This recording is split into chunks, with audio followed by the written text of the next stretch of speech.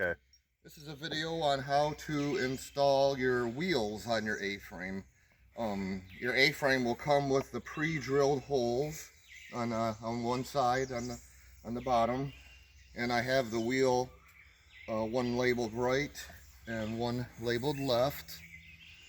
And so with the A-frame, when you're standing at the bottom looking at it, this is the right side one, and you've got a bolt and you got a lock nut. You put the bolt through like that, and the wheel just pivots like that, and then you put the lock nut on the inside.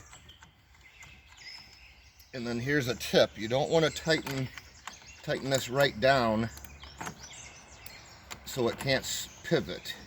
You just kind of run the lock nut up so it doesn't fall off like that. So you got play here, and that's how. So that's that side, and now the other side. The same way. This is your left one. Got a pre-drilled hole here. Bolt and then the lock nut.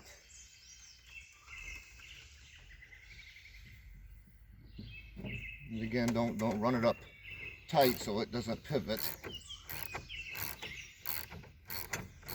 Size mark. There you go. No, that's 9/16 is what your bolt is, 9/16 wrench. And there, see how so it's free to pivot like that. And that's that. And now the other end of the A-frame gets this little chain here. This is what the dolly will hook into, and that's attached with this carriage bolt. And put that in like that. And then the chain next.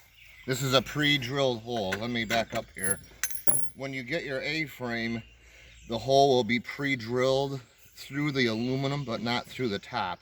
You'll have to finish drilling the hole through all the way through. So then you put your carriage bolt through like this, and then the chain, and then the washer, and then the nut, and the tip, because the carriage bolt is square on the bottom and it's a round hole, so take your hammer and kind of seat it in there like that. And then this is 9/16 also. Just snug it up there. And that's all there is to installing the wheels.